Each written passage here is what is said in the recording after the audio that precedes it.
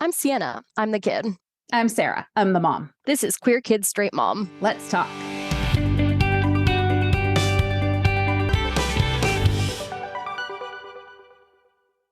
Welcome back to Queer Kids Straight Mom. Today we are talking about queer characters in Marvel, the differences between the comics and what we've seen on screen, and the general opinion in the queer community of whether Marvel is doing justice to those characters or perhaps they could do better.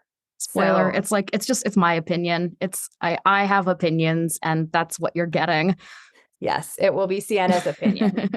From the reading I have done, I have a hunch it's going to be pretty reflective of the broader consensus out there. I am the queer community.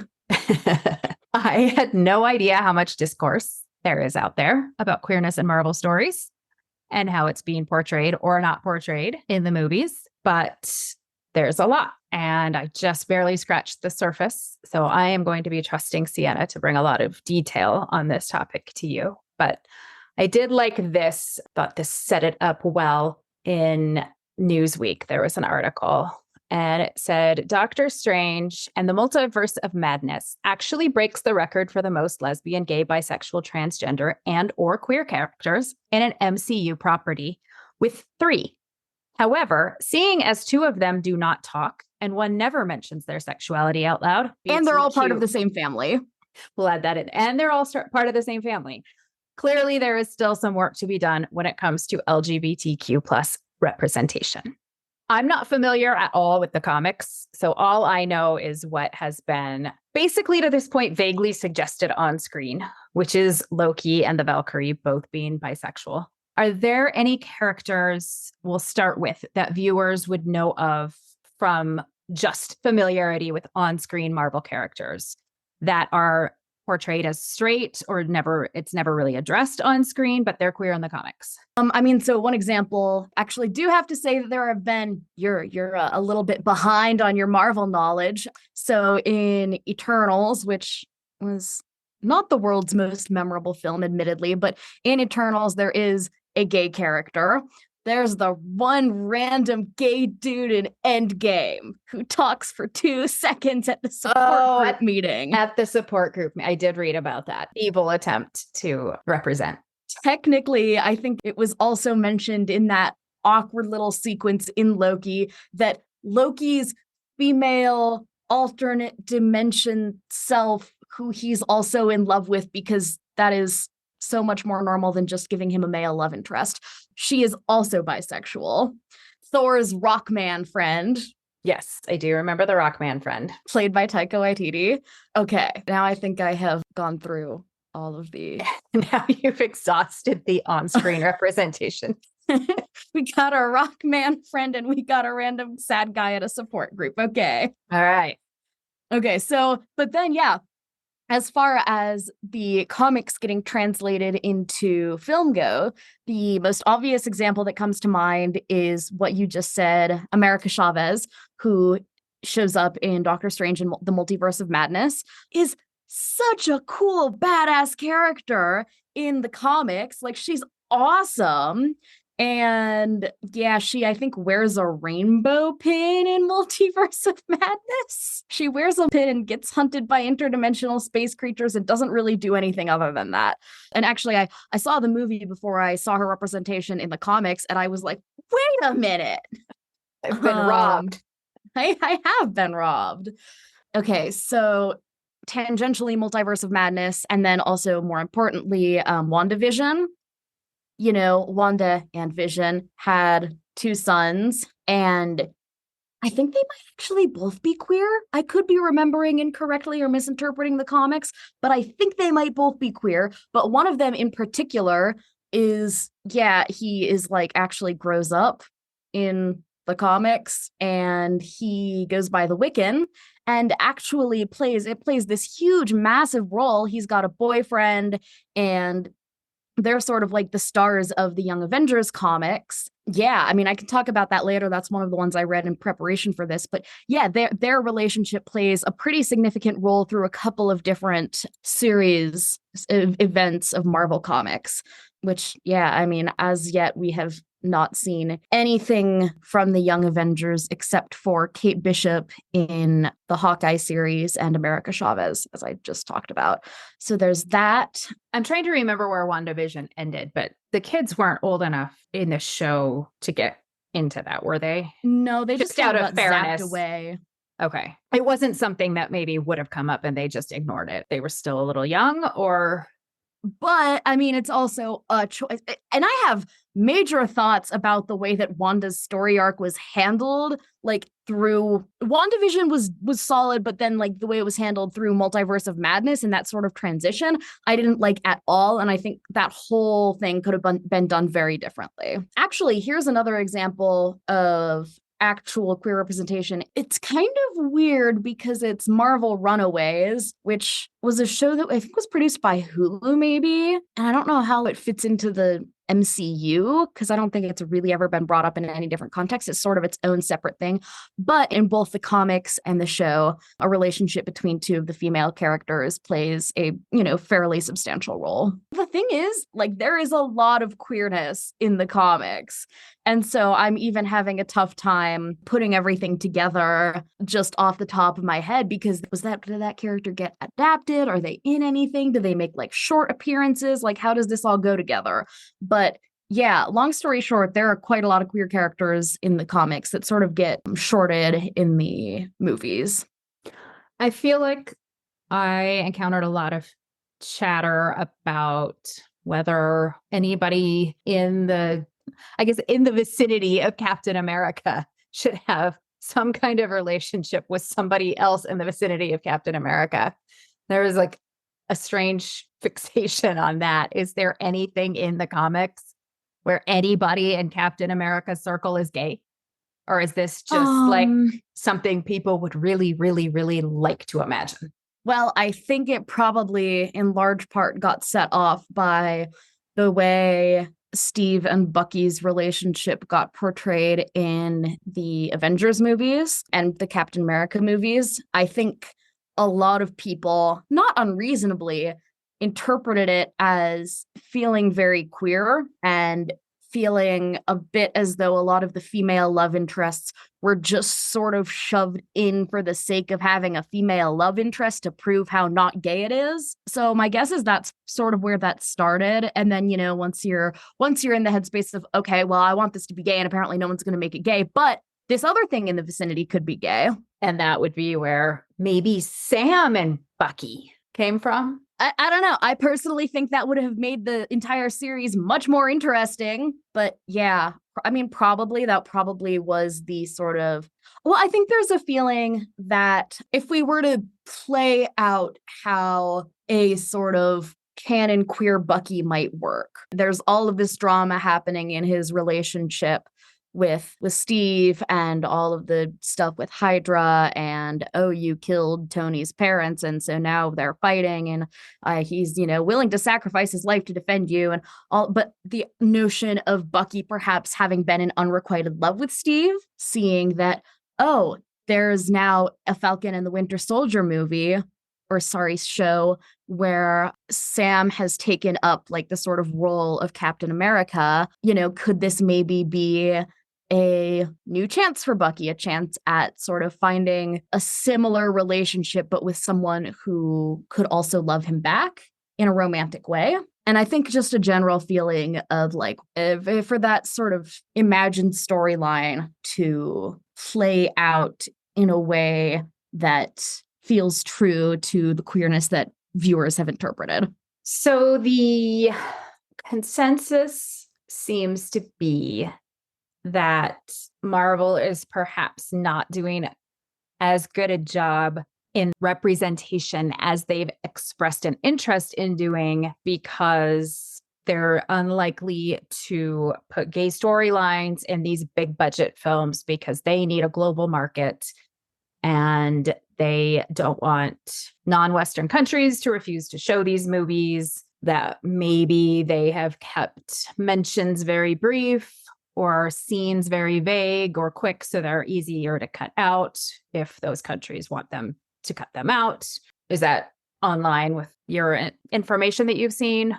Yeah, and I mean, that's certainly how I would interpret interpret it. I have consistently been so frustrated with the way that it's like a blink and you'll miss it, my boyfriend, or a, like in Loki, the brief conversation that the two characters, Loki and Sylvie, had about being queer was like this unnecessarily obscure, like, oh, there must have been plenty of would be princesses interested in meeting you, and princes, perhaps.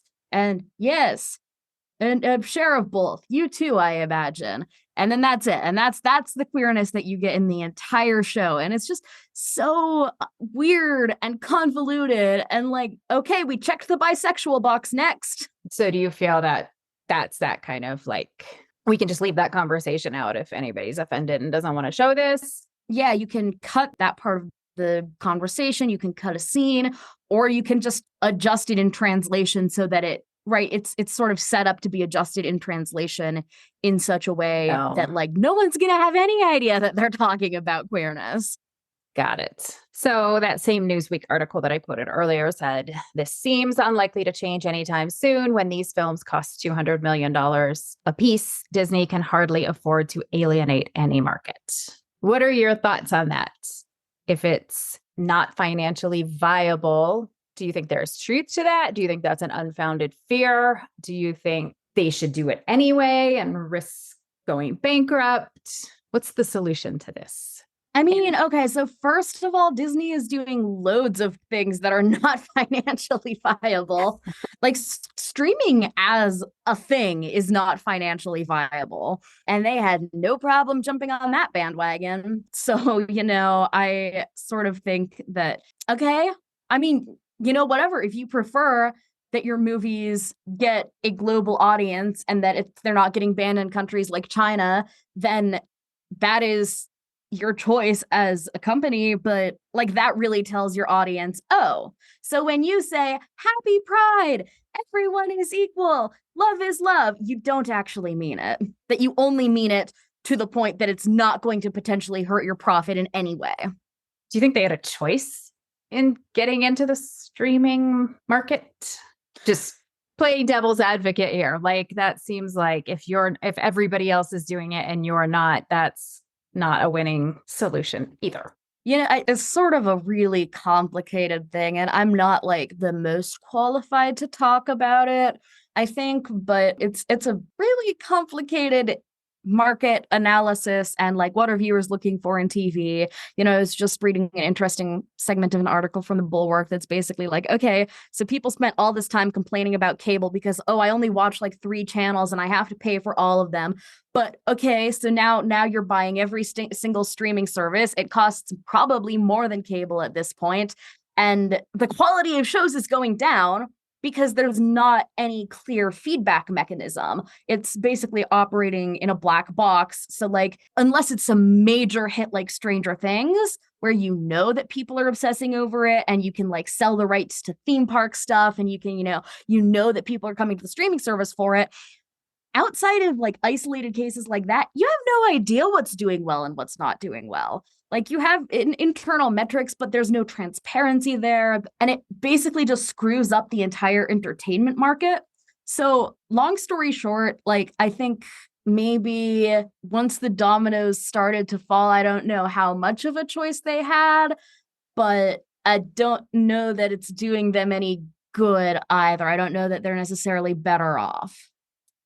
So the takeaway from all of that might be that all of these entertainment companies are, obviously CEOs are we're seeing all of this in the strike. There are CEOs making tons and tons of money, and there are actors and writers and, a lot of other behind the scenes people who are getting like very, very little. Mm-hmm. But even though executives are making all this money, it just feels to me that all of these entertainment companies have a sense of being in a really tenuous position right now. And maybe like you said, like you don't really know, you're not getting the right feedback. You have no idea when you're pouring money into something if it's going to turn out well for you or not.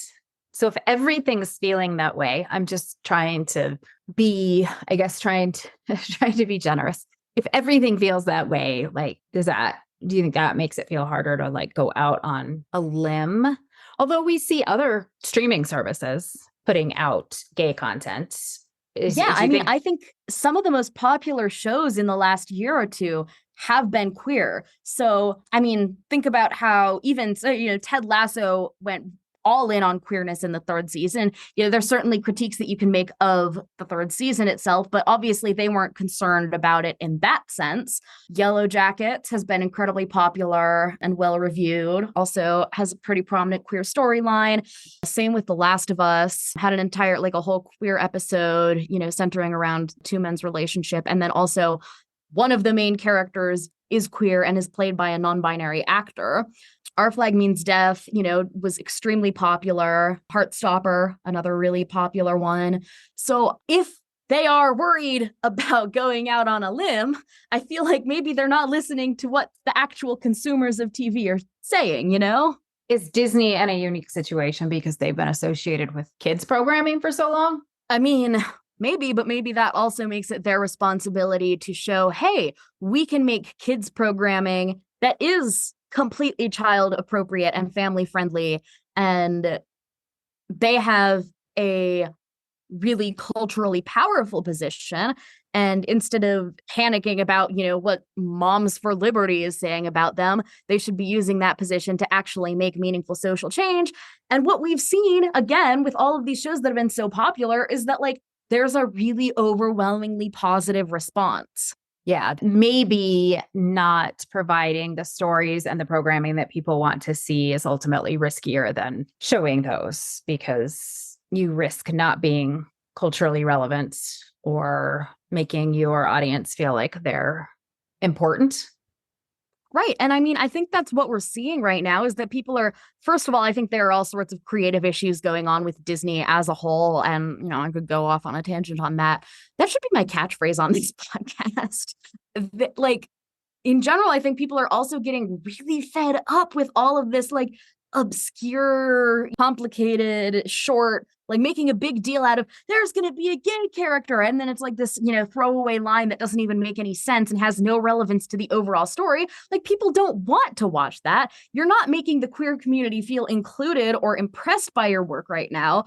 And so ultimately, now all you're doing is you're still making Moms Against Liberty throw tantrums, but you're also alienating the queer viewers. Yeah, now you've made everybody mad. So when we did that episode on queer baiting, this you would say is a good example. This is what Disney is doing or Marvel is doing when they say, oh yeah, there's going to be a queer storyline in this one, or there's going to be a queer character. And then it gets like a passing mention. Yeah, I would say that's pretty classic. It's maybe a step above, what something like Supernatural does, where they no, actually, I would say it's probably pretty similar, kind of right where you're like drawing something out and like, ha ha ha, never mind, it's straight. And so now we're maybe a step above that where it's gay, but don't get any big ideas about it because it's not actually important. It's not going to be part of the storyline. I even saw something about Loki where I don't remember who involved with the show actually said this, but basically, okay, and now we covered, like, we checked that box. It's not really going to be part of the storyline. Yeah, it's so frustrating because I think, Loki as a character has consistently also been associated like with queerness and with gender fluidity. Fun fact, Loki, the Norse god, gave birth to a magical horse. So That sounds horrible. anyway, so, and there is some work out there that does sort of acknowledge that, some spin-off books and some of the comics.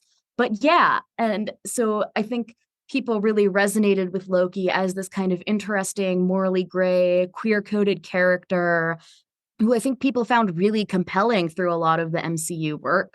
And then having that aspect of his character treated so flippantly, I think for me at least, I can't speak for other people, but for me at least, it was really like kind of disappointing and frustrating, and to be honest, kind of ruined the show for me. Yeah.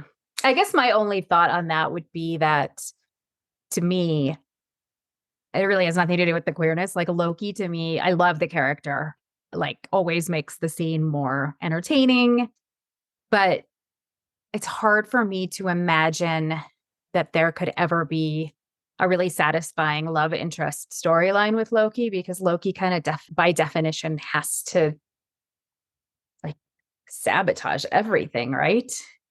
So actually, when I was referencing some spin-off books, the author Mackenzie Lee, who has written a lot of queer novels, young adult novels, she was hired to do a series of basically young adult books about Marvel antiheroes, and the first one was Loki.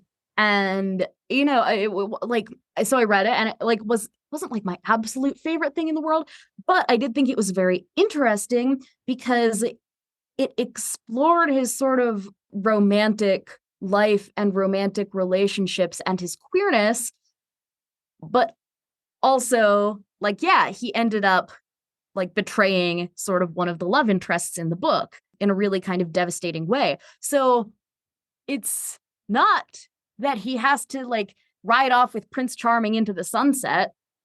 It's just that, there are ways of exploring his queerness and acknowledging it in a meaningful way that don't have to fit into that box. And I just feel like they didn't even try.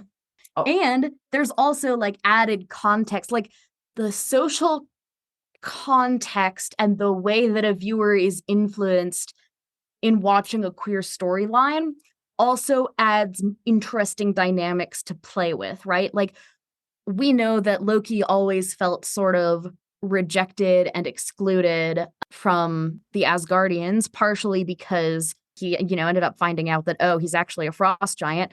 But I mean, was part of that also because, he could practice witchcraft and he wasn't, all manly man swinging a hammer at stuff? And was it tied to his queerness, right? There are interesting dynamics to explore there. And yeah, and just nothing. Just this stupid passing line about princes and princesses. Wasted potential is what you're feeling there. Yes, exactly. So of all the queer characters in the comics or whatever, in the world of Marvel, who would you most like to see actually given a good, solid queer storyline? I think I would really like to see the Young Avengers made into film or TV show or whatever. It's quite funny. That entire group, the entire group of characters is queer, with sort of the exception of Kate Bishop. There's a really funny line in the comic where, they're all talking about like, oh yes, this is my experience with queerness, blah, blah, blah. And she's like, wait, am I the only straight one in this group? And then America Chavez looks at her and goes, I've seen how you look at me, princess. You're not that straight. And so, right, like it's a great dynamic there. You've got like a kind of a little bit of a found family element, which I think is like always my favorite thing. And yeah, like basically a queer group of superheroes. It's awesome. And I would love to see a queer group of superheroes, get to be more fully explored. And obviously a challenge that a lot of times will come up with comics is that, there's a lot of action and you got to be fitting a lot into a relatively small space and conveying a lot via image and text and, not a lot of exposition. So yeah, I think it would be really fun to see that translated into another format. And that's where Hulkling and Wiccan come in. It's one of their series. And again, like they play a really important role in the one I read, which is basically that Wiccan is like, I want to be a good boyfriend. I'm going to bring my boyfriend's dead mom back from another universe. That's never as sweet as anybody thinks it's going to be. A+ for effort, I guess. But so he accidentally brings a like interdimensional parasite who feeds on superheroes disguised as this guy's mom. Of course he does. So, but it ends up being like only young people can like recognize her and what she's doing. And, adults and parents are all just like, listen to your mom. Your mom knows best. Why are you being so difficult? Stop complaining. Your mom is trying so hard to help you. And there's some really interesting subtext there as it relates to queerness, right? So Mm. yeah, I think that would be a really interesting one. So Young Avengers is not something that's been made into any kind of show or movie at this point. Not no. So I think let's see, it has a guy from X-Men who I'm blanking on the name of. He might have been in something, but I could be wrong. I don't know. I have no. I'm not familiar enough with the X-Men side of things. But then yeah, there's the Wiccan who we've talked about. There's America Chavez who we've talked about, and then there's an interesting thing with Loki where somewhere along the line in something I haven't read, he got turned into a young version of himself, and so he's there also. And then Kate Bishop, who is in Hawkeye. So there is some theorizing out there that they could be setting up for a Young Avengers something or other, like since they've started bringing in these other characters, but I don't think anything about it has necessarily been confirmed or fleshed out. Are they all children of superheroes? No, they're a little bit all over the place. I actually haven't watched Hawkeye. I don't know what Kate Bishop's backstory is. Oh, wait, I forgot about another dude. How could I forget about this guy? There's a guy from space. I forget his name, but he's from space and he kind of annoys me. So, anyway, they're kind of brought from a lot of different elements of the Marvel universe, just like young characters from all these different places that are sort of brought together. Well, any closing thoughts? Any more sense that you would like to get in? So I did want to share a lot of what I read for this was in the Marvel has been doing this kind of cool project over the last couple of years, the comics, where they release a collection basically centering authors of a particular marginalized identity. So there have been, superheroes and creators, indigenous superheroes and creators, Asian American superheroes and creators, and queer superheroes and creators. And so it's, Marvel Voices Pride or something like that is the one that I read. And it collected some original work and also some segments of comics dating back to the 90s, I want to say, 80s or 90s maybe, and also included some essays by queer creators working for Marvel. And there were a couple of really interesting ones in there from like the very, very early references to queerness. So one of them was North Star, who was in Alpha Flight at the time, the Alpha Flight series, and which is like the Canadian superhero team, I guess. Again, not something that's gotten a ton of attention from the cinematic universe, but there's a segment in this book where North Star has adopted this baby girl who is dying of AIDS. And then this dude kind of bursts into the hospital and they like have a big superhero fight.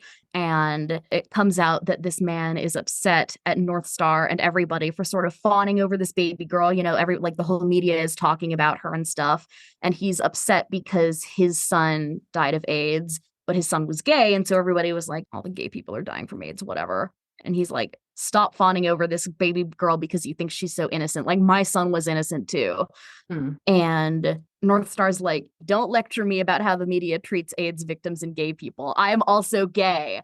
And the guy's like, well, screw you even more. You could be changing people's perception of gay people.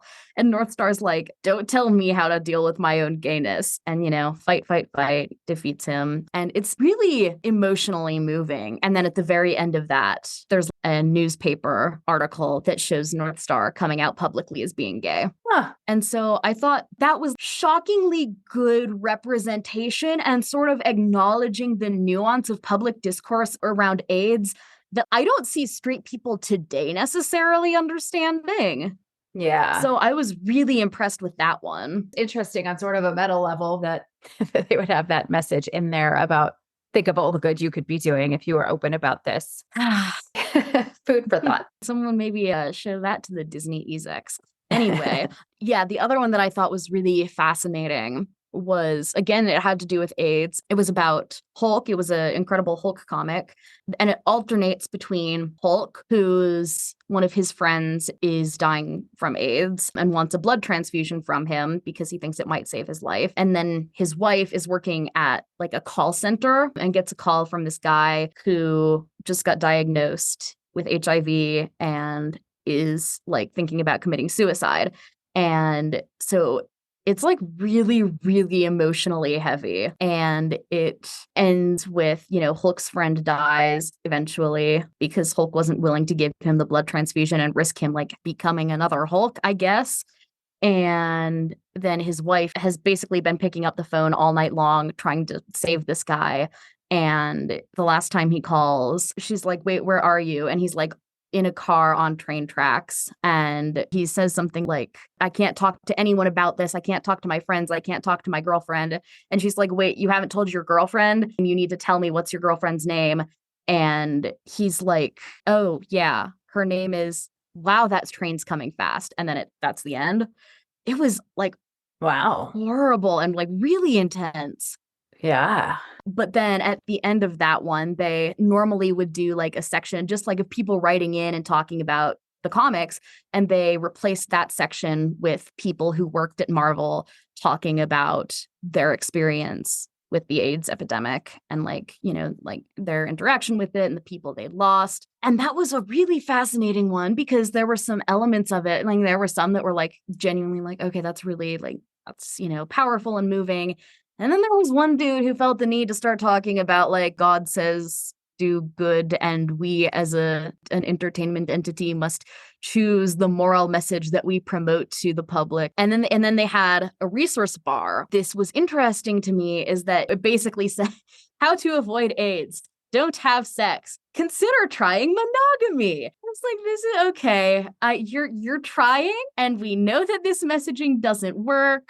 And so it was just an interesting contrast to me. First of all, like with that Hulk comic, and then also with the North Star comic, they were demonstrating kind of this interesting, nuanced understanding of AIDS.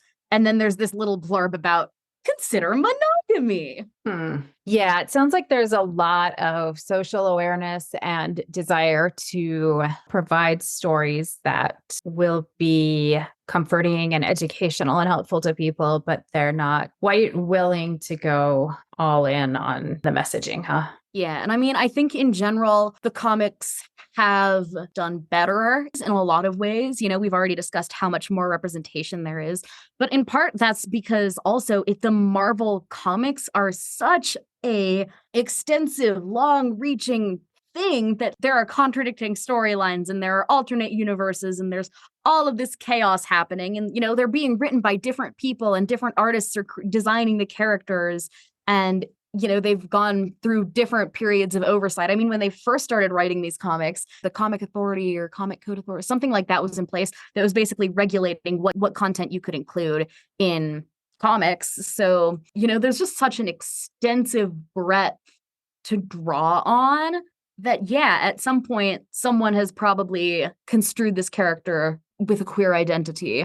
And at some point, someone has probably also done a really crappy job with the character. So I did come across one book that I was really unimpressed with, which was Loki, Mistress of Mischief, which is basically Asgard has been destroyed. The cycle of Ragnarok has ended.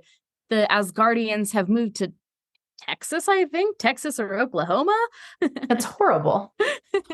And Loki has been brought back as a woman, which could be interesting, but instead it was like very misogynistic and transphobic, in my opinion, the way it came across to me, because the entire thing was, oh, actually, it's been Loki's plot to come back in a woman's body because that is the only way that anyone will trust him because he's been so terrible in the past. But if he comes in the form of a woman, then they will think he can be trusted because he's so very different and a woman.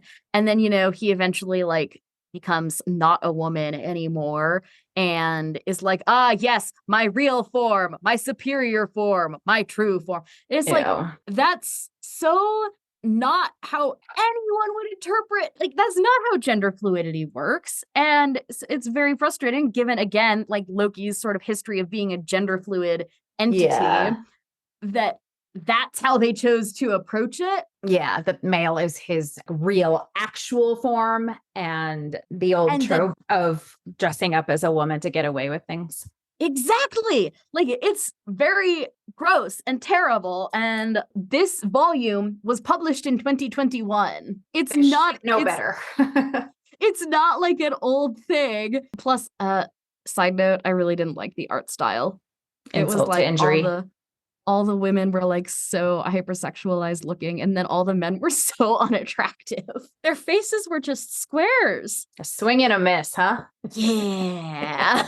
Right. But so like the comics are providing just this very, like, so much. And so, of course, when you have all of this different stuff going on, it makes sense that, there's going to be more variation, but maybe a little bit more variation in the movies would be nice too, because aside from the kind of crappy queer representation, like, they've all just started looking the same and become kind of homogenized.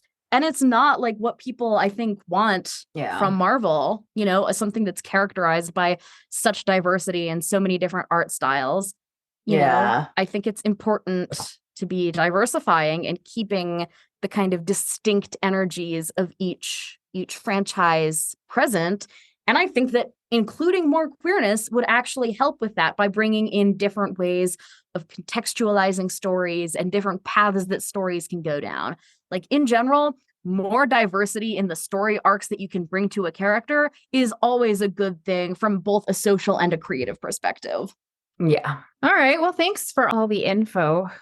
Kind of a Marvel rookie who's only seen like the big movies and stuff. So some good information.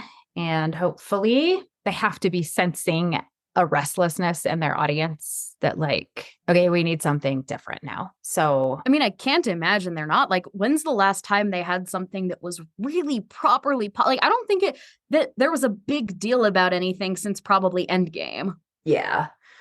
So maybe when it becomes the best business move to mix things up and have more representation, that will be the change. In the meantime, if you're looking for things that are doing genuinely interesting things, there are lots of good queer shows all over the place, kind of encompassing a whole variety of genres and being a lot more receptive to diversifying. I think that is perhaps what we should be rewarding with our money. Well said.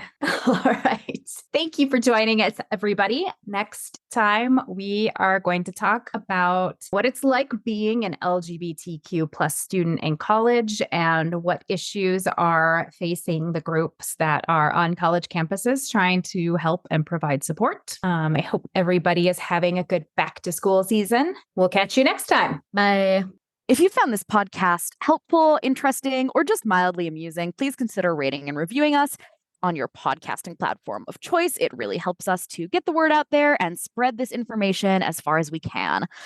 And as always, check out our website at queerkidsstraightmom.com or visit us on Facebook, Queer Kid Straight Mom, Instagram at queerkid.straightmom, or Twitter at queerkidstr8 mom. And if you're feeling especially generous, please consider joining our Patreon by searching Queer Kids Straight Mom. It helps us fund this podcast.